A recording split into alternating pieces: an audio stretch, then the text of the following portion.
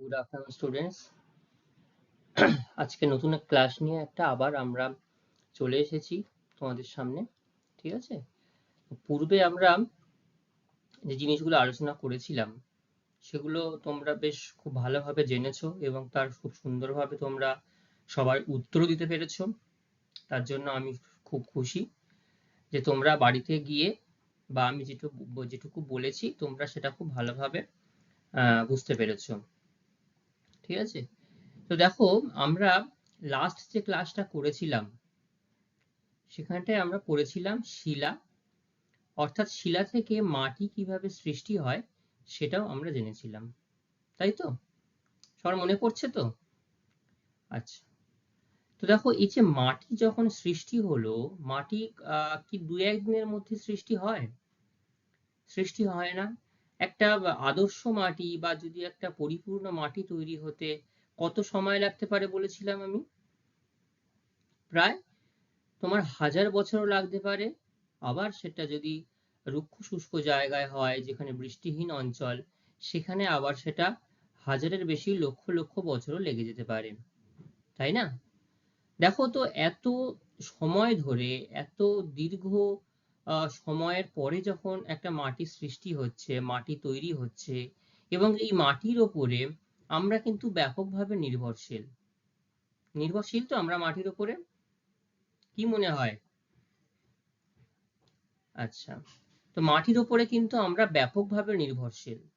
দেখো আমরা প্রতিনিয়ত যা কিছু করে চলেছি এই মাটির সঙ্গে কিন্তু প্রত্যক্ষ এবং পরোক্ষভাবে আমাদের জীবন জীবিকা, আমাদের প্রত্যেক দিনের যে খাদ্য, বাসস্থান, সবকিছু কিন্তু এই মাটির সঙ্গে জড়িয়ে আছে। ঠিক বলছি না ভুল বলছি?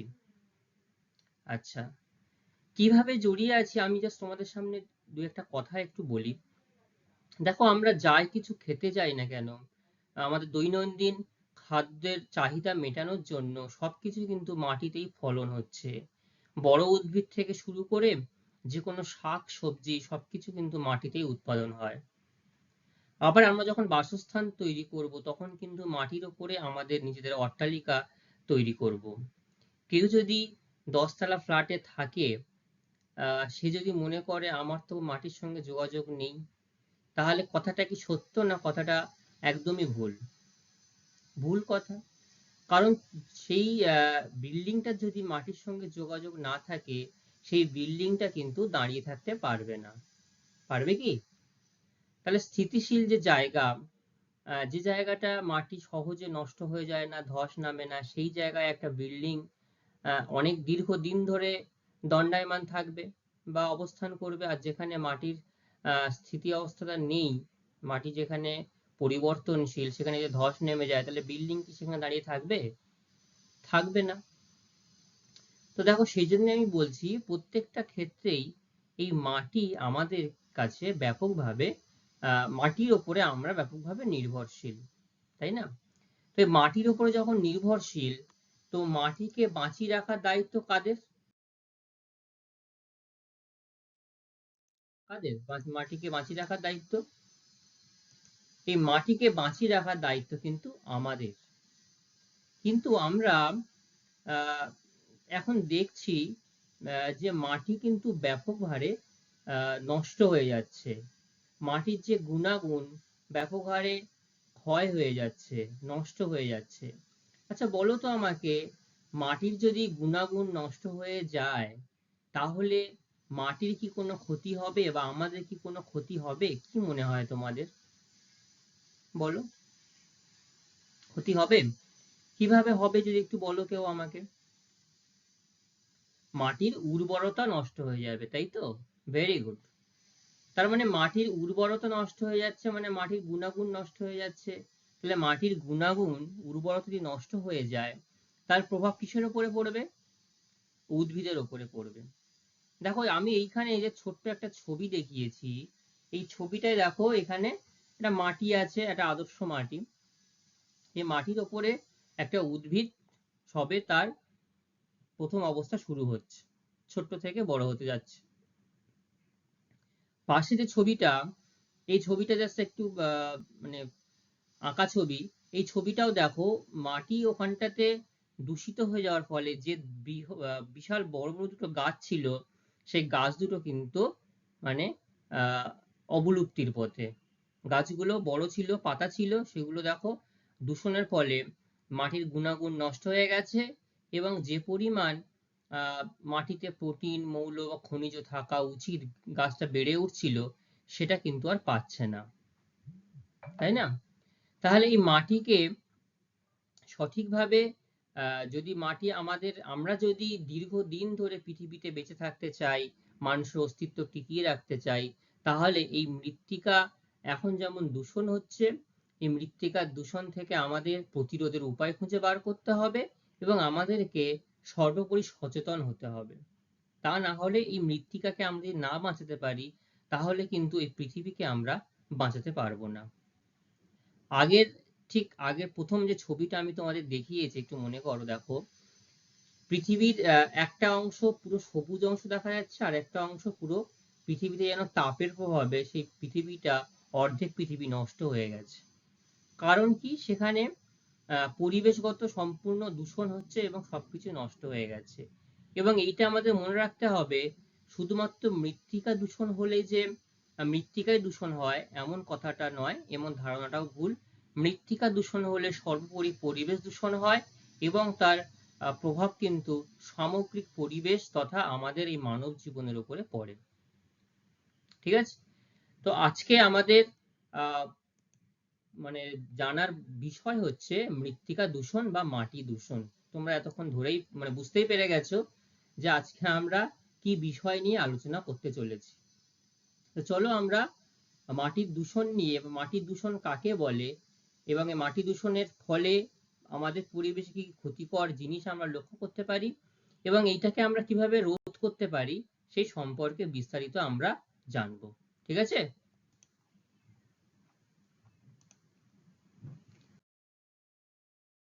আচ্ছা, মাটি দূষণ।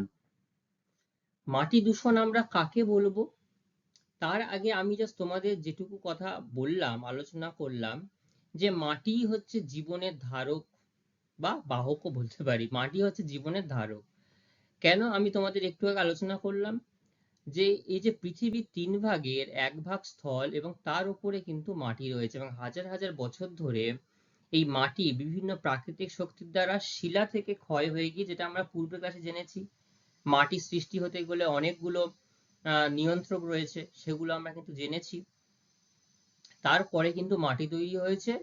তো এই মাটি দীর্ঘদিন ধরে একটা মাটি তৈরি হয়েছে। তো সেই মাটি, সেই জন্য মাটির ওপরে আমরা ব্যাপকভাবে নির্ভরশীল, তাই তো? আচ্ছা, এরপরে বলা হচ্ছে মাটির দূষণ। দেখো ছবিটা দেখো, এখানটাতেও আমি একটা ছবি তোমাদের সামনে দেখানোর চেষ্টা করেছি, তোমাদেরকে বোঝানোর চেষ্টা করেছি এটাই। দেখো যে একদিকে দেখো সবুজ প্রান্তর, গাছপালা, প্রচুর গাছপালা হয়ে আছে, এবং সবুজ ঘাস হয়ে আছে। দেখো এবার ওই ঠিক তার পাশেই এবং শুরুতেই মৃত্তিকার দূষণ হতে শুরু করেছে। কলকারখানার বর্জ্য পদার্থ, আমাদের গৃহস্থলীর বর্জ্য পদার্থ, বিভিন্ন পদার্থগুলো দেখো মাটির সঙ্গে মিশে গেছে। মিশে যাওয়ার ফলে পাশের চিত্রটা দেখো, ওই একই সাথে বাঁদিকের অংশটা দেখো, গাছগুলো যেন আর সেই আগের মতো প্রাণবন্ত নেই, তাই না? একটু হলো পরিবর্তন আছে না? মাটিটা দেখো ফেটে গেছে, রুক্ষ শুষ্ক হয়ে গেছে, এবং এই যে প্লাস্টিক গুলো যেগুলো পড়েছিল, একটাও কিন্তু নষ্ট হয়ে যায়নি। প্লাস্টিক কিন্তু একই রকম ভাবে পড়ে আছে। তাহলে মৃত্তিকা দূষণ কখন হচ্ছে? এই যে কলকারখানার দূষিত বর্জ্য পদার্থ, আবর্জনা, প্লাস্টিক, রাসায়নিক সার, কীটনাশক, এছাড়াও তেজস্ক্রিয় বিভিন্ন রাসায়নিক পদার্থ যখন মাটির সাথে মিশে যাবে, মাটির সাথে মিশে যাওয়ার ফলে মাটির গুণগত মান নষ্ট হয়ে যাবে, মাটির উর্বরতা নষ্ট হয়ে যাবে, তখন সেই আমরা তাকে মাটি দূষণ বলবো, এবং সেই মৃত্তিকা দূষিত হয়ে গেছে, এটা আমরা বলতে পারি। ঠিক আছে? তো মৃত্তিকা দূষণ বা মাটি দূষণ কি কি কারণে হয়ে থাকে, সেই প্রধান প্রধান কারণগুলো আমি তোমাদের সামনে এখন আলোচনা করব। দেখো, প্রথম আমি যে কারণটা দেখিয়েছি, এবং তোমরা ছবিগুলো একটু ভালো করে নজর করো, দেখতে থাকো, তাহলে বুঝতে পারবে। প্রথম যে কারণটা আমি দেখিয়েছি, নগরায়ন। আমরা জনসংখ্যা বৃদ্ধিও একটা প্রধান উল্লেখযোগ্য কারণ বলতে পারি। তো আমি নগরায়নের মাধ্যমে সেটা দেখিয়েছি। কিভাবে হচ্ছে? দেখো, পৃথিবীর যা স্থলভাগ রয়েছে, সেই স্থলভাগের মাত্র 10% স্থানে, অর্থাৎ সব জায়গায় তো মানুষ বসবাস করতে পারে না। পারা যায় কি? যেখানে সুউচ্চ পাহাড় পর্বত রয়েছে, মানুষের বেঁচে থাকার জন্য যে খাদ্য, বস্ত্র, বাসস্থান সঠিকভাবে মানুষ যদি সেখানে তৈরি করতে না পারে, তাহলে মানুষ সেখানে বসবাস করতে পারবে না। তো সেই জন্য কি হচ্ছে, পৃথিবীর 10% যে ভালো জায়গাটুকু রয়েছে না, সেই জায়গাতে পৃথিবীর 90% মানুষ বসবাস করছে। আর বাকি যে 90% আছে অংশ পড়ে, সেখানে মাত্র 10% মানুষ বসবাস করছে। তাহলে দেখো, এই যে মাত্র 10% যে স্থলভাগ, তার উপরে যে পরিমাণ মানুষ বসবাস করছে, তাহলে কি মানুষের চাহিদা ব্যাপক পরিমাণে বৃদ্ধি পেয়ে যাচ্ছে? পাচ্ছে তো? তাহলে তার জন্য কি হচ্ছে, আগে যখন মানুষ এক একটা ঘর করে, এক একটা বাড়ি করে নিজের বাড়ি বলতো, এখন মানুষ সেইটা করতে পারছে না। কেন করতে পারছে না? কারণ এত অতিরিক্ত পরিমাণে থাকার, বাসস্থানের চাহিদা বেড়ে গেছে। একটা জায়গাতে ব্যাপক বড় পরিমাণে একটা বিল্ডিং তৈরি করতে হচ্ছে, যেটাকে আমরা ফ্ল্যাট বলছি। সে ফ্ল্যাট তৈরি করতে হচ্ছে। ফ্ল্যাট তৈরি করার জন্য কি হচ্ছে, ব্যাপক পরিমাণে বন জঙ্গল কেটে ফেলতে হচ্ছে মানুষের চাহিদা মেটানোর জন্য। বন জঙ্গল কাটার থেকেই, সেখান থেকে কিন্তু মাটি ক্ষয় শুরু হয়ে যাচ্ছে, এবং মৃত্তিকা দূষণও শুরু হয়ে যাচ্ছে। দেখো, এই যে ছবিটায় একটা বড় বিল্ডিং বানানোর জন্য এই যে মৃত্তিকার উপরে যেভাবে গাড়ি বা যেভাবে কনস্ট্রাকশন যে অংশগুলো, সিমেন্ট, বালি, রড, যাই কিছু হোক না কেন, সেখানে যখন আমরা ফেলছি, এবং সবটুকু জায়গায় তো বিল্ডিং হবে না, কিছু অংশ পড়ে থাকবে, কিন্তু সেই জায়গাগুলো পরবর্তীকালে ব্যবহার করা যায় না, সেগুলো নষ্ট হয়ে যায়, মাটির গুণাগুণ নষ্ট হয়ে যায়। তো তার উপর দিয়ে যদি কয়েক বছর ধরে বড় বড় জেসিবি, ট্রাক্টর, বড় বড় গাড়ি, লরি যদি চলতে থাকে, তাহলে কি মাটির উর্বরতা থাকবে? আর মাটির মৌল, মাটির খনিজ কিছু থাকবে? কিচ্ছু থাকবে না। তাহলে বোঝা গেল নগরায়নের জন্য কিভাবে মৃত্তিকা দূষণ হচ্ছে। এবং এই যে নগরায়ন যে হয়ে যাচ্ছে, তার ফলেও এইখান থেকে কিন্তু ব্যাপক পরিমাণে আবর্জনা, তাই সেখান থেকে প্রত্যেক দিনের নিষ্কাশিত জল, সেগুলো কিন্তু মাটির সাথে মিশছে, মিশে কিন্তু মাটিকে দূষিত করে তুলছে ব্যাপকভাবে। ঠিক আছে? পরের যে অংশটা দেখো, কৃষিকাজ। এটাও কিন্তু জনসংখ্যা বৃদ্ধির একটা অন্যতম কারণ। জনসংখ্যা যত বৃদ্ধি পাচ্ছে, কৃষিকাজের তত, মানে কৃষিকাজ করার বা ফসল ফলানোর চাহিদা তত বৃদ্ধি পেয়ে যাচ্ছে। আগে কিছু বছর আগেই যখন আমাদের জনসংখ্যা 100 কোটি ছিল, তখন যে পরিমাণ খাদ্য উৎপাদন করলে আমাদের সমগ্র ভারতবাসীর মিটে যেত, এখন কিন্তু তার থেকে অনেক বেশি পরিমাণ খাদ্য উৎপাদন করতে হয়। তাই তো? এখন আমাদের বর্তমানে ভারতের জনসংখ্যা প্রায় 142 কোটি থেকে 165 কোটি পর্যন্ত। চায়নাকে ইতিমধ্যেই আমরা টপকে বিশ্বের 1 নম্বর জনসংখ্যার দিক থেকে 1 নম্বর একটা দেশে আমরা চলে এসেছি। তো এই যে ব্যাপক পরিমাণ জনসংখ্যা বৃদ্ধি, তার ফলে প্রচুর পরিমাণে চাষবাস করতে হচ্ছে আমাদের। তো জনসংখ্যা বৃদ্ধির জন্য যখন আমরা ব্যাপক পরিমাণে কৃষি কাজ করছি, তো দেখবে এই জনসংখ্যা চাহিদা মেটানোর জন্য আমাদের কি করতে হচ্ছে, ব্যাপক পরিমাণে সার প্রয়োগ করতে হচ্ছে। কেন সার প্রয়োগ করছি? কারণ যদি আমরা সার প্রয়োগ না করি, তো অতিরিক্ত পরিমাণে ফলন ফলবে না। আমাদের যে ব্যাপক পরিমাণ চাহিদা রয়েছে, খাদ্যশস্যের ব্যাপক পরিমাণ চাহিদা রয়েছে, তাহলে মেটাতে পারবো না।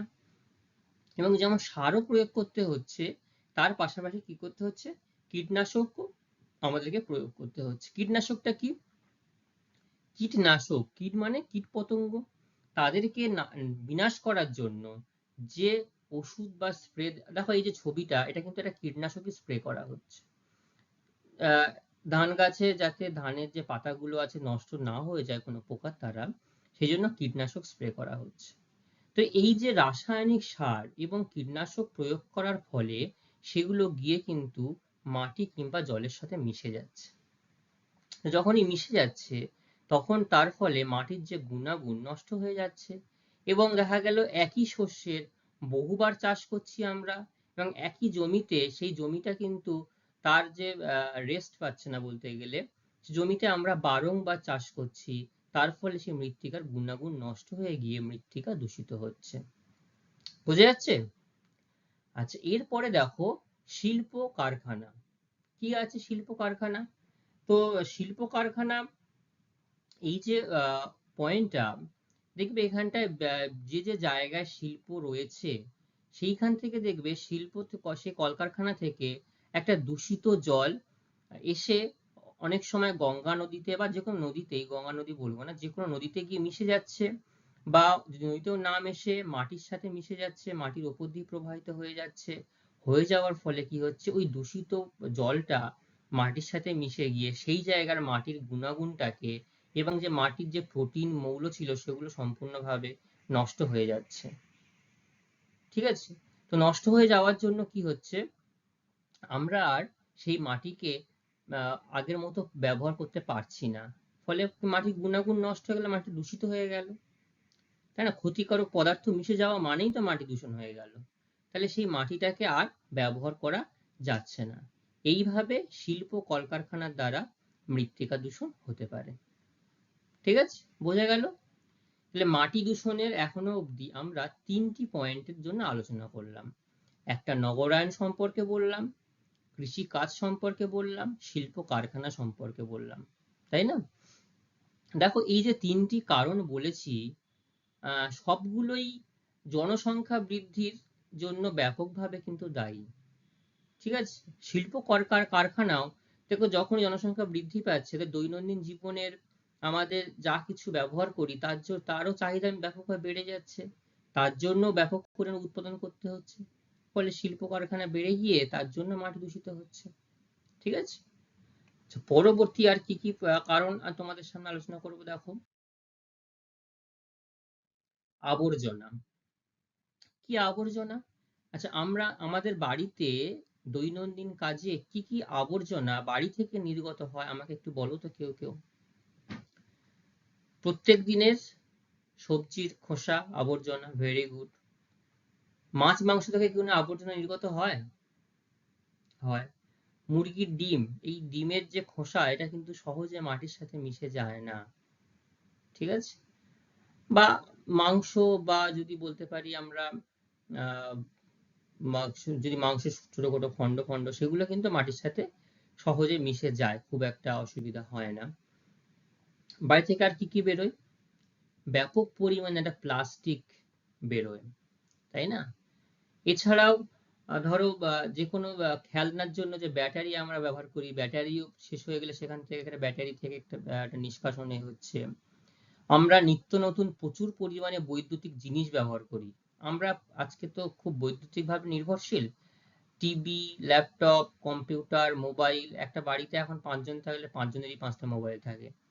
তো সেখান থেকেও সেই দ্রব্য যদি নষ্ট হয়, ইলেকট্রনিক্স পার্টস যদি নষ্ট হয়ে যাও, সেগুলো আমরা নষ্ট করছি বা ফেলে দিচ্ছি।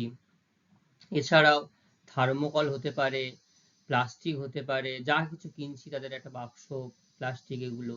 তাহলে এইভাবে আমাদের বাড়ি থেকেও প্রত্যেক দিন ব্যাপক পরিমাণে আবর্জনা নির্গত হয়। দেখো ছবিটার মধ্যে দেখো, ব্যাপক পরিমাণে আবর্জনা আমরা যেখানে সেখানে ফেলে দিচ্ছি, ফেলে দিয়ে মাটিটাকে নষ্ট করে দিচ্ছি।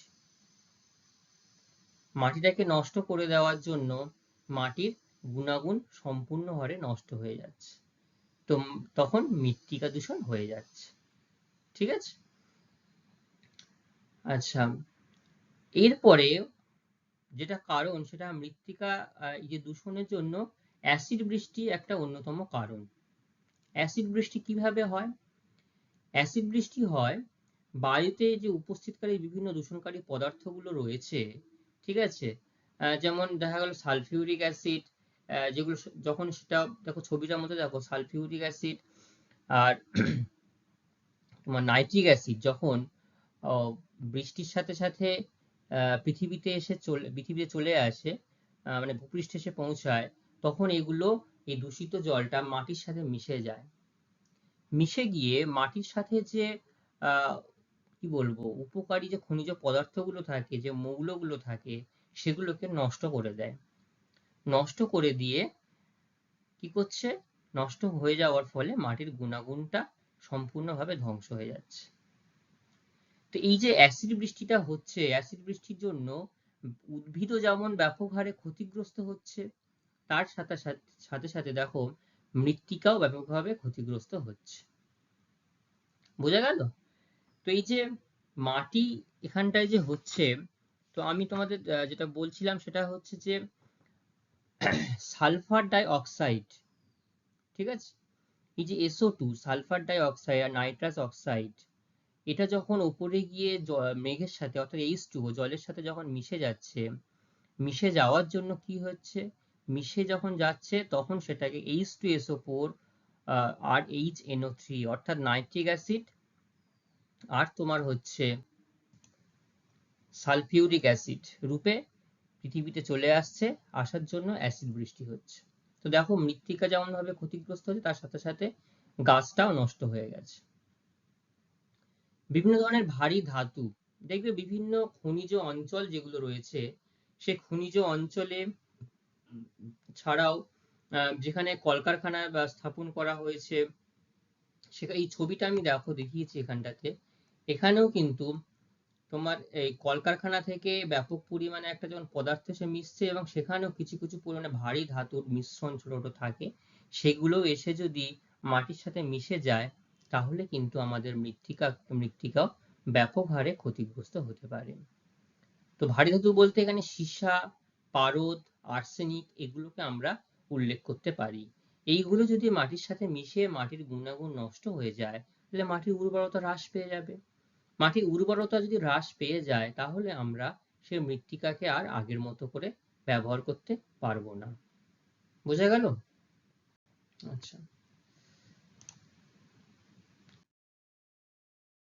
এরপরে আসছে তেল উপচে পড়া।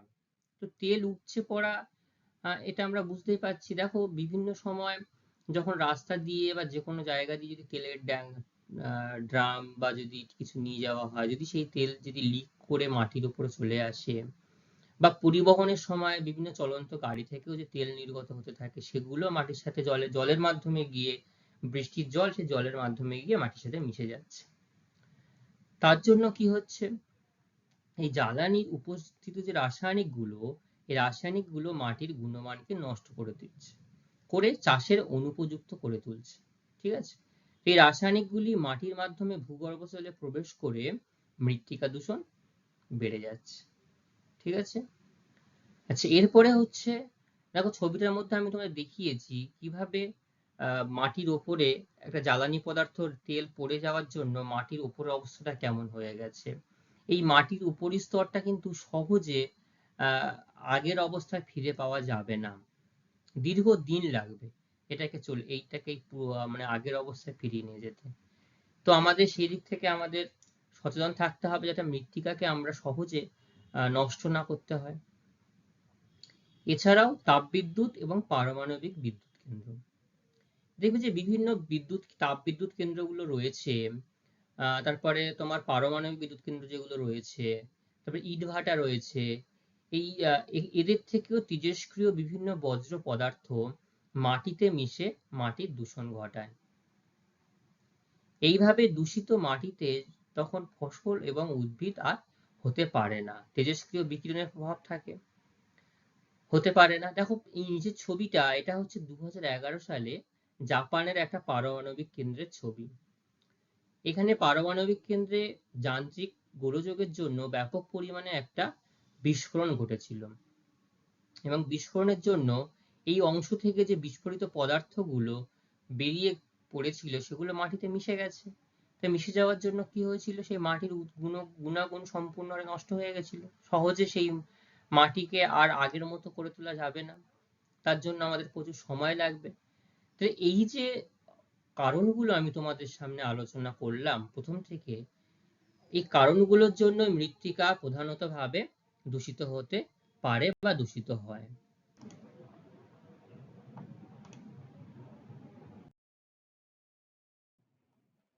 এবার হচ্ছে মাটি দূষণের প্রভাব। এতক্ষণ আমরা জানলাম মাটি বা মৃত্তিকা কিভাবে দূষিত করে চলেছে প্রতিনিয়ত। সেটা আমাদের আহ, মানে জানার জন্য হোক, মানে আমরা জেনে করছি বা না জেনে করছি, ব্যাপকভাবে মৃত্তিকা কিন্তু ক্ষতিগ্রস্ত হয়ে পড়ছে, এবং মৃত্তিকা যতটাই দূষিত হয়ে যাবে বা দূষণ হতে থাকবে, তার ক্ষতি, তার প্রভাব এসে পড়বে আমাদের ওপরে। তো মৃত্তিকা দূষণের জন্য কি কি প্রভাব হচ্ছে তার আগে একটু বলি। মৃত্তিকা দূষণ, এই মাটি দূষণ মানুষ, গাছপালা এবং প্রাণীদেরকে ব্যাপকভাবে এবং তাদের স্বাস্থ্যকে ব্যাপকভাবে প্রভাবিত করছে। এই ধরনের দূষিত মাটিতে জন্মানো ফসল এবং গাছপালা মাটি থেকে কি করছে, বিষাক্ত পদার্থ শোষণ করে নিচ্ছে এবং জমির কৃষি উৎপাদন হ্রাস করে ফেলছে। যখন প্রাণী বা মানুষ এই ফসল বা গাছপালা গ্রাস করবে, তখন বিষাক্ত পদার্থ তাদের শরীরে প্রবেশ করতে পারে, মানে আমাদের শরীরে প্রবেশ করতে পারে। এছাড়াও এই ফসলের দীর্ঘমেয়াদী ব্যবহার দীর্ঘস্থায়ী রোগের কারণ হতে পারে, যেটা চিকিৎসা করলেও হয়তো নাও তার থেকে উপশম হতে পারে। সাধারণত শিশুরা এই আহ, মানে মাটির কাছাকাছি থাকার জন্য শিশুরা কিন্তু বেশি করে মাটির থেকে ক্ষতিগ্রস্ত হচ্ছে। বিশেষ করে যেখানে দেখা গেল শিল্প উন্নত এলাকা, যেখানে শিল্প অনেক বেশি পরিমাণে রয়েছে, সেখান থেকে ব্যাপক পরিমাণে মৃত্তিকা দূষণ হচ্ছে, এবং তার জন্য এই মানুষ সব থেকে বেশি অসুবিধায় পড়ছে। ঠিক আছে, ছবিটা দেখো। ছবিটার একদিকে যেমন আমরা খুব বড় একটা নগর পরিকল্পনা, শহর, সুন্দর আকাশ, সুন্দর পৃথিবী, সেখানটাতে সবুজ দেখতে পাচ্ছি। ঠিক তার উল্টো অংশেই দেখো, ডান দিকে দেখা যাচ্ছে এটা যেন ধ্বংসের পৃথিবী। মানে মৃত্তিকা শেষ হয়ে যাচ্ছে, মানে পৃথিবীটা সম্পূর্ণ নষ্ট হয়ে গেছে, সব ধ্বংসস্তূপের ছাই যেন এটা। সেখান থেকে ধ্বংসের চিহ্নটা আমাদেরকে চোখে দেখিয়ে দিচ্ছে যে আমরা যদি মৃত্তিকাকে, দূষণটাকে রোধ না করতে পারি, শুধু মৃত্তিকা নয়, সামগ্রিক পরিবেশ দূষণ যদি রোধ করতে আমরা না পারি, তাহলে কিন্তু আগামী দিনে আমাদেরকে ব্যাপক ক্ষতির সম্মুখীন হতে হবে।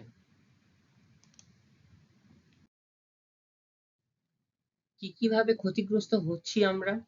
প্রথমেই মানব স্বাস্থ্যের উপরে মাটি দূষণের প্রভাব। দেখো, মানুষ তো নিজের প্রয়োজনেই মাটিকে ব্যবহার করছে, আবার এই মানুষ যখন নিজের প্রয়োজনে ভালোর জন্য ব্যবহার করছে, তার পাশাপাশি এগুলো কিন্তু ক্ষতি হয়ে যাচ্ছে। তাহলে এর জন্য মানুষ সবচেয়ে আবার ক্ষতিগ্রস্ত করা হচ্ছে, মানুষই হচ্ছে। দেখো, মানুষ সব থেকে বেশি লাভবান হচ্ছে, আবার ক্ষতি হচ্ছে সব থেকে বেশি মানুষ। তো এই যে মৃত্তিকা দূষণের ফলে মানুষের কি হচ্ছে, বসবাসের জায়গার পরিমাণ যেমন বেড়ে যাচ্ছে, কিন্তু মৃত্তিকা দূষণ হয়ে যাচ্ছে, তার ফলে কি হচ্ছে, শ্বাসকষ্ট হতে পারে, চর্মরোগ হতে পারে, ত্বকের ক্যান্সার হতে পারে, চোখের জ্বালা, মাথা ব্যথা, বমি বমি ভাব প্রভৃতি বিভিন্ন কারণ কিন্তু এগুলো মানুষের মধ্যে দেখা দিতে পারে। ঠিক আছে, দেখো এই যে পাশের যে ছবিটা, এটা তিনটি ছবিকে নিয়ে আমি একটা ছবি রেখেছি, দেখার চেষ্টা করেছি। দেখো, এখানে চাষবাস করা হচ্ছে, সেইখান থেকে ইন্ডাস্ট্রি মানে শিল্প করা হয়েছে, তারপরে বড় বড় অফিস করা হয়েছে, এছাড়াও গাড়ি যে যাচ্ছে, সবকিছু থেকেই কোনো না কোনো ভাবে মৃত্তিকা কিন্তু দূষণ হচ্ছে। ঠিক আছে, এই দূষণ হওয়ার জন্য কি হচ্ছে, সমগ্রভাবে জল এবং তার সঙ্গে মাটি, পরিবেশ সব কিন্তু একই রকম ভাবে ক্ষতিগ্রস্ত হচ্ছে, এবং তার প্রভাব গিয়ে পড়ছে মানুষেরই ওপরে। ঠিক আছে, তো উদ্ভিদের ওপর কিভাবে প্রভাব পড়ছে? উদ্ভিদের ওপরেও এই যে এত অল্প সময়ের ব্যবধান, যে ছোট ছোট উদ্ভিদ বা গাছপালা, সেগুলো কিন্তু পরিবেশের সঙ্গে সহজেই মানিয়ে নিতে পারছে না। ঠিক আছে, যখন মানিয়ে নিতে পারছে না, তখন কি হচ্ছে, তখন এই মাটির সঙ্গে যে ছত্রাক এবং ব্যাকটেরিয়া তাদেরকে একত্র আবদ্ধ রাখে, তখন সেগুলো নষ্ট হয়ে যাচ্ছে। নষ্ট হয়ে যাওয়ার জন্য কি হচ্ছে, মাটির উর্বরতা হ্রাস পেয়ে যাচ্ছে। তাহলে যখন এই যে একটা বড় উদ্ভিদ যখন অনেকটা ধীরে ধীরে এইখান থেকে ধীরে ধীরে বড় হবে, যত বড় হতে থাকবে, ততই কিন্তু মাটি মাটি থেকে উদ্ভিদ বেশি পরিমাণে তার প্রয়োজনীয় মৌল খনিজগুলো সংগ্রহ করতে শুরু করে। তো সেইগুলো যখন পাবে না তখন কিন্তু সেই গাছটি আর সেখানে বেঁচে থাকতে পারবে না। কোনো না কোনো দিন সেই গাছের পাতা ডালপালা শুকিয়ে গিয়ে গাছটা সেখানে অবলুপ্ত হয়ে যাবে, তাই না? এবং এই যে সর্বোপরি মানুষ এবং উদ্ভিদ, আমরা সবই তো একটা বাস্তুতন্ত্রের উপরে প্রত্যেকের উপর নির্ভরশীল, তাই না? তো যদি উদ্ভিদ যদি ক্ষতিগ্রস্ত হয়ে যায়, তার পাশাপাশি কি হবে, বাস্তুতন্ত্র এবং এই যে সম্পূর্ণ একটা যে বাস্তুতন্ত্রের একটা সাইকেল রয়েছে, সবাই কিন্তু ব্যাপকভাবে ক্ষতিগ্রস্ত হয়ে যাবে। ধরো যেখানে গাছপালা যদি ঘাসই যদি না হয়, বাস্তুতন্ত্রের প্রথম প্রাথমিক হচ্ছে ঘাস, সে ঘাসই যদি না হয়, ঘাস থেকে যে ছোট ছোট পোকামাকড় যারা আহ কি বলবো মানে পাতা খেয়ে যারা থেকে এই ছোট ছোট থেকে যারা জীবনযাপন করে, মানে যে বেঁচে থাকে আর কি, ছোট ছোট যে কীটগুলো পতঙ্গগুলো, তাহলে এগুলোও কিন্তু ধীরে ধীরে নষ্ট হয়ে যাবে। যার ফলে কি হবে, সমগ্র বাস্তুতন্ত্র একদম নষ্ট হয়ে যাবে। বাস্তুতন্ত্র নষ্ট হয়ে যাওয়া মানে পরিবেশের সার্বিক ক্ষতি, এবং এই পরিবেশকে টিকিয়ে রাখা তখন আর যাবে না। ঠিক আছে? এবং ধীরে ধীরে এর ফলে মানুষ বা এই যে জীব ধীরে ধীরে মৃত্যুর দিকে ধীরে ধীরে অগ্রসর হবে। ঠিক আছে? মানুষ বা জীব যত ধীরে ধীরে অগ্রসর হবে, ততই কিন্তু এই পৃথিবীও ধীরে ধীরে অবলুপ্তির পথে চলে যাবে। দেখো বিভিন্ন সময় বিভিন্ন জায়গায় আলোচনা হতে এখন থেকে হচ্ছে যে হয়তো পৃথিবী আর বেশি দিন, পৃথিবীর ধ্বংস হতে পারে খুব শীঘ্রই, পৃথিবী আজ ধীরে ধীরে নষ্ট হয়ে যাচ্ছে। সত্যিই পৃথিবী নষ্ট হয়ে যাচ্ছে, কারণ মানুষ যে পরিমাণ পৃথিবীকে যথেচ্ছ ব্যবহার করছে, প্রকৃতিও কিন্তু তার প্রতিশোধ যে কোনো ভাবেই নিচ্ছে। ঠিক আছে? তো সর্বোপরি যদি পরিবেশ দূষিত হয়ে যায়, তাহলে এই পরিবেশ দূষিত হয়ে তাহলে পৃথিবীকে কিন্তু আর আগামী আহ, ভবিষ্যতের জন্য ভবিষ্যৎ এর জন্য আর কিন্তু এটাকে টিকিয়ে রাখা যাবে না। ঠিক আছে? তো এতক্ষণে আমরা পড়লাম মৃত্তিকা দূষণ হচ্ছে কিভাবে,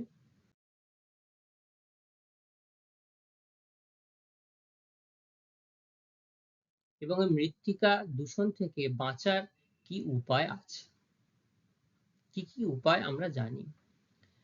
তো আমাকে কেউ একটু বলো যে মৃত্তিকা তো আমরা দূষণ করে চলেছি, আমাদের নিজস্ব প্রয়োজনে হোক আর অজান্তেই হোক। তো মৃত্তিকা যখন দূষণ করে চলেছি, তো ওই মৃত্তিকাকে কি আমরা একটু চাইলেই এটাকে কি আমরা প্রতিরোধ করতে পারবো, মৃত্তিকা দূষণটাকে বা মাটি দূষণকে প্রতিরোধ করতে পারবো? আমি তোমাদের থেকে আগে একটু শুনতে দেখি কি কি উপায় আছে, যে উপায় দিয়ে আমরা এই মৃত্তিকা দূষণটাকে রোধ করতে পারবো। বলো, শুরুতেই বলো। বৃক্ষরোপণ আমরা করতে পারি, ভেরি গুড। এই বৃক্ষরোপণ করলে শুধু যে মৃত্তিকা দূষণের হাত থেকে আমরা রেহাই পাবো বা বেঁচে যাব সেটা নয়, মৃত্তিকা দূষণ, এই বৃক্ষরোপণ করলে মৃত্তিকা দূষণের পাশাপাশি জল দূষণ, পরিবেশ দূষণ, যাই কিছু হোক না কেন, আমরা কিন্তু সবকিছুর হাত থেকে রক্ষা পেতে পারি। একটা বৃক্ষ যে মানুষের কত কাজে লাগে সেটা আমাদের বলে শেষ করা যায় না, তাই না? এই যে পরিবেশ থেকে যে ক্ষতিকারক গ্যাসগুলো, সেই গ্যাসগুলো কিন্তু উদ্ভিদ অনেকটাই শোষণ করে নেয়, নিয়ে কি আমাদেরকে কি দান করে, অক্সিজেন দান করে, তাই তো? যে অক্সিজেন না হলে মানুষ বা আমরা বেঁচে থাকতে পারি না, তাই তো? আর কি করতে পারি বলো? এই যে বিভিন্ন জায়গায়, যে কোনো জায়গাতেই গেলে, বাজারে গেলে, আমরা দোকানদারের কাছে কি চাই, দাদা একটা প্লাস্টিক দিন তো, চাই তো? তো এগুলো কি আমরা বন্ধ করতে পারি? তোমাদের কি মনে হয় বন্ধ করতে পারি? দেখো, সরকার থেকে যতই নিয়ম করে দিক না কেন, যদি আমরা সাধারণ মানুষরা সচেতন না হই, তাহলে কিন্তু আমরা আমাদের এই পরিবেশকে কখনোই সঠিকভাবে সঠিকভাবে আহ, মানে সঠিকভাবে পরিচালনা করতে পারবো না। আমরা যদি বাজারে যাই, বাজারে যাওয়ার সময় যদি আমাদের কাছে একটা ছোট্ট চটের থলি থাকে, বা যে যে ব্যাগ আমরা পুনর্ব্যবহার করতে পারি, বারবার ব্যবহার করতে পারি, সেই ব্যাগ যদি আমাদের কাছে থাকে, তাহলে কিন্তু প্রত্যেকটা দোকান থেকে আমাদের দাদা প্লাস্টিক দিন তো, দাদা প্লাস্টিক দিন তো বলে আমাদের চাইতে হয় না। এই যে ব্যাপক পরিমাণ প্লাস্টিক আমরা যে কোনো সময় যে কোনো জায়গায় ফেলে দিচ্ছি, এবং এই প্লাস্টিক নষ্ট হতে দেখা গেল হাজার হাজার বছর লাগে, হাজার হাজার বছর প্লাস্টিক নষ্ট হতে হয় না। এবং এই যে প্লাস্টিক যখন নদীর দ্বারা সমুদ্রে চলে যাচ্ছে, নদীতে চলে যাচ্ছে, মাটিতে মিশে যাচ্ছে, যখন নদীতে চলে যাচ্ছে তখন সেগুলো মাছ বা অন্যান্য প্রাণীদের, তাদের দেখা গেল অসুবিধার সম্মুখীন হয়ে পড়ছে, তাদের গায়ে জড়িয়ে যাচ্ছে, তাদের অসুবিধা হচ্ছে, মাটির সাথে মিশে গিয়ে মাটির উর্বরতাকে বৃদ্ধি করতে নষ্ট করে দিচ্ছে। ঠিক আছে, তো এইভাবে কিন্তু আমরা বন্ধ করতে পারি। তো আমি দেখো তোমাদেরকে একটু ধীরে ধীরে বলি, পয়েন্ট করে বলি। তো মাটির এই দূষণ আমরা সহজে নিয়ন্ত্রণ করতে পারি যদি আমরা পরিবেশ সম্পর্কে নিজেও সচেতন হব, তার পাশাপাশি আমি যতটা পারবো আমার পারিপার্শ্বিক বন্ধু বান্ধব আত্মীয় স্বজন প্রতিবেশী, আমি চাইলে তাদেরকে কিন্তু সচেতন করে পরিবেশটাকে আমরা সুন্দরভাবে বাঁচিয়ে রাখতে পারি, তাই না? প্রথমেই বলা হচ্ছে যে গৃহস্থালির যে বর্জ্য পদার্থ, সেই আবর্জনাকে সঠিক জায়গায় ফেলতে হবে। তো আমাদের দৈনন্দিন জীবনে চলতে গেলে যে আবর্জনাগুলো বাড়ি থেকে তৈরি হয়, দেখবে সেগুলোতে কিছু করার নেই, আবর্জনা তো তৈরি হবেই। কিন্তু সেই আবর্জনা যদি আমরা একটা বাড়ি থেকে প্লাস্টিক বাঁধলাম, বেঁধে রাস্তায় গিয়ে রাস্তায় ফেলে দিচ্ছি আমরা, এগুলো কি সঠিক? মানুষের মনে কি হয় যে আমি আমার বাড়ি তো আমার জায়গা নষ্ট করছি না, আমি গিয়ে দূরে গিয়ে ফেলে দিলাম। দূরে গিয়ে যখন ফেলে দিচ্ছে, সেটাই আবার বৃষ্টির জন্য হোক, বৃষ্টির কারণে হোক, জলের জন্য, সেই দেখা গেল সেই প্লাস্টিকটাই আবার নিজের বাড়ির এখানটাতে এসে আবার জমে গেল। তাহলে পৌরসভা হোক বা পঞ্চায়েত থেকে হোক, যে নোংরার গাড়ি আসে নিয়ে যাওয়ার জন্য, সেই জায়গাতে নির্দিষ্ট জায়গায় আমাদের ফেলতে হবে। এই আবর্জনাগুলো আমরা যেখানটায় ফেলছি, এগুলো বিভিন্ন পৌরসভা, গ্রাম পঞ্চায়েত থেকে নির্দিষ্ট জায়গায় গিয়ে সেগুলোকে জমা করা হচ্ছে। সেখান থেকে আহ, বিভিন্ন জৈব সারও তৈরি হচ্ছে, আর প্লাস্টিক গুলোকে আবার রিসাইকেল মানে পুনরায় ব্যবহার করার জন্য সেগুলোর প্রসেস করা হয়। ঠিক আছে, পলিথিনের বদলে কাগজ বা পাটের থলে ব্যবহার করতে, যেটা আমি তোমাদের বলছিলাম। দেখো পাশে এই যে আমি একটা ছবি দেখি, এটা কিন্তু পাটের ব্যাগ। এই পাটের ব্যাগ, দেখো এখানে লেখা আছে গো গ্রিন। তার মানে পাটের ব্যাগেও কিন্তু আমাদেরকে একটা মেসেজ দেওয়া হচ্ছে, যদি আমরা পাটের ব্যাগ ব্যবহার করি, একটা পৃথিবী, একটা সবুজ পৃথিবীর দিকে আবার ধীরে ধীরে এগিয়ে নিয়ে যেতে পারবো আমরা। ঠিক আছে, তো এই যে যদি পাট বা কাগজ ব্যবহার করি, ব্যাগ ব্যবহার করি, সেগুলো যদি আমরা ফেলেও দিই ব্যবহার করার পরে, সেগুলো সহজে মাটির সাথে মিশে যাবে, তাহলে মাটির গুণাগুণ নষ্ট হবে না। এবং তার 3 নম্বরে বলা হচ্ছে যে সর্বোপরি বৃক্ষ রোপণ করতে হবে। আমার যেখানে জায়গায়, যে কোনো জায়গায় যে ফাঁকা জায়গাগুলো রয়েছে, সেগুলোকে আমাদের যে কোনো ধরনের গাছ রোপণ, বৃক্ষরোপণ করতে হবে এবং বনসৃজন করতে হবে যত বেশি। এবং রাস্তার যে ধারগুলো, ফাঁকা জায়গাগুলো আছে, যত বেশি বৃক্ষরোপণ করতে পারবো, ততই সেটা পরিবেশের জন্য উপযোগী হবে। সর্বোপরি তোমরা যারা ছাত্র আছো, ছাত্রী আছো, তোমাদেরকে সব থেকে বেশি দায়িত্ব নিতে হবে, কারণ তোমরাই পারো এই যে নষ্ট হয়ে যাওয়া পরিবেশটাকে আবার নতুন করে, আবার নতুন ভাবে তৈরি করতে। তোমরা যেমন সচেতনতা বৃদ্ধি করতে পারো, আবার তোমরাই যদি বিভিন্ন কর্মসূচির মাধ্যমে, এনজিও বা বিভিন্ন আমাদের স্কুলেও বিভিন্ন প্রোগ্রামের মাধ্যমে এই গাছগুলো যদি আমরা রাস্তার ধারে ধারে বিভিন্ন ফাঁকা জায়গায় লাগাই, সেটাও কিন্তু আমাদের পরিবেশের জন্য খুব কাজে লাগবে। আচ্ছা, কৃষি জমিতে জৈব সারের বেশি পরিমাণে ব্যবহার করতে হবে। অর্থাৎ যে রাসায়নিক সার আমরা ব্যবহার করি, রাসায়নিক সার কথাটার মধ্যে রাসায়নিক কথাটি রয়েছে, সেটা মাটিতে বা জলে মিশলে আমরা আগেই পড়ে আসলাম, জেনে আসলাম, তার জন্য মৃত্তিকা দূষণ হচ্ছে, আবার তার পাশাপাশি জল দূষণ হচ্ছে। তাহলে এইটাকে যদি বন্ধ করতে চাই, তাহলে আমাদের কি করতে হবে? জৈব সারের পরিমাণ বা জৈব সারের ব্যবহারের পরিমাণ বৃদ্ধি করতে হবে। কি কি আছে জৈব সার?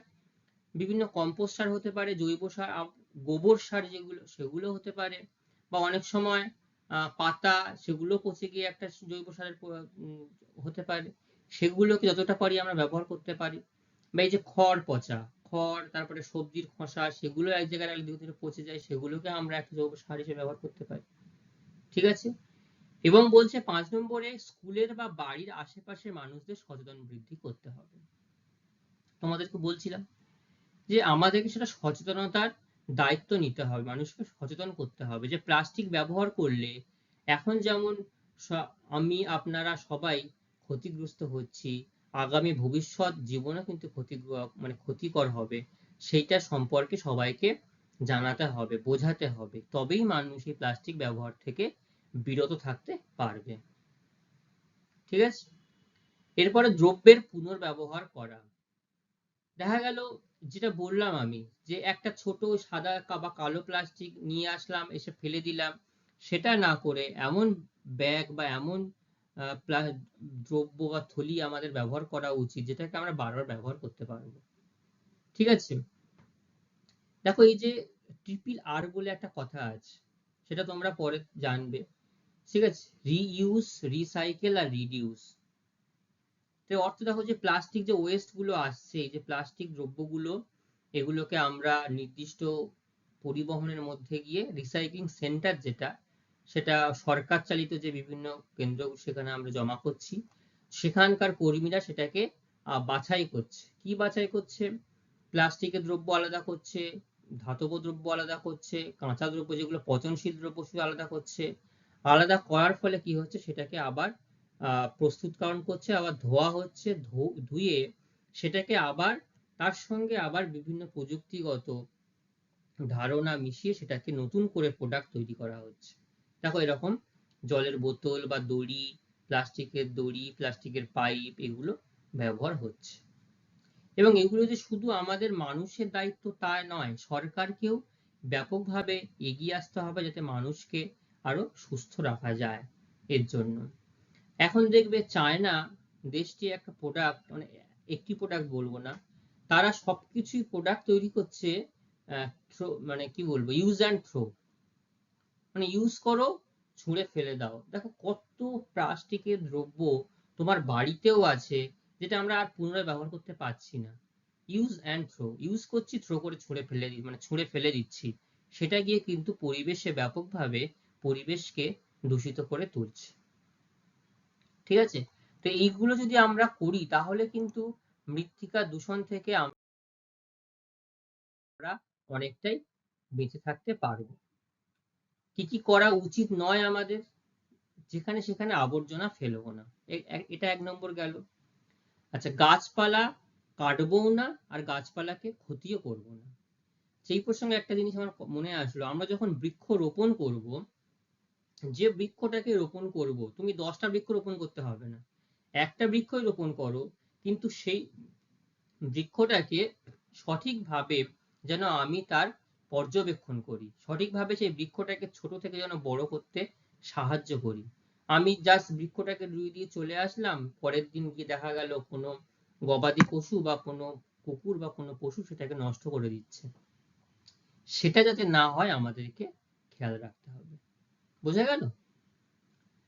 আচ্ছা, কৃষি জমিতে রাসায়নিক সারের পরিবর্তে জৈব সারের ব্যবহার করতে হবে, যেটা আগে বললাম। শৌচাগার ছাড়া যেখানে সেখানে মলমূত্র ত্যাগ করা উচিত নয়, সেটা আমরা করিও না। তোমরা কি করো? করি না। সবার তার জন্য নির্দিষ্ট বাথরুম বা ঘর রয়েছে, সেখানেই এখন সবাই শৌচকার্য করে, তাই তো? আচ্ছা, এই যে মৃত্তিকা দূষণ সম্পর্কে দুটো ঘটনা তোমাদের সঙ্গে একটু শেয়ার করব। সেটা হচ্ছে 1986 সালে ইউক্রেনের একটা পরমাণু কেন্দ্র ছিল চেরনোবিল, আর 2011 সালে জাপানের ফুকুশিমা ডাইচি। দেখো এই ছবিটা, এটা হচ্ছে জাপানের ফুকুশিমা ডাইচি কেন্দ্র। এইখানে ব্যাপক দুর্ঘটনার ফলে আশেপাশের অঞ্চলের মাটি, জল এবং বাতাস ব্যাপক পরিমাণে তেজস্ক্রিয় পদার্থ ছড়িয়ে গেছিল, এবং এর ফলে মানুষ কিন্তু ব্যাপকভাবে ক্ষতিগ্রস্ত হয়েছিল। তাহলে কি কি সাল বললাম? জাপানে 2011 সালে হয়েছিল, আর ইউক্রেনে হয়েছিল 1986 সালে। ঠিক আছে। আচ্ছা, এছাড়াও 1984 সালে মধ্যরাতে ভারতের মধ্যপ্রদেশের যে ভোপাল আছে, সেইখানে একটা কারখানা, তার নাম হচ্ছে ইউনিয়ন কার্বাইডের কারখানা ছিল। সেই কারখানা থেকে বিষাক্ত গ্যাস, যে গ্যাসটার নাম হচ্ছে মিথাইল আইসোসায়ানেট, 40 টন, মানে সেটা একটুকুনি নয়, 40 টন মিথাইল আইসোনেট সেইখান থেকে বেরিয়ে গিয়ে পরিবেশ এবং মৃত্তিকাকে ব্যাপকভাবে ক্ষতিগ্রস্ত করে তুলেছিল। এত বছর পরেও সেই মধ্যপ্রদেশের ভোপালে এখনো কিন্তু মানুষ সেখানে পঙ্গু হয়ে যাচ্ছে, জন্ম হওয়ার পরও বিকলাঙ্গ হয়ে যাচ্ছে, মানুষ এখনো সেখানে আতঙ্ক রয়েছে। ঠিক আছে?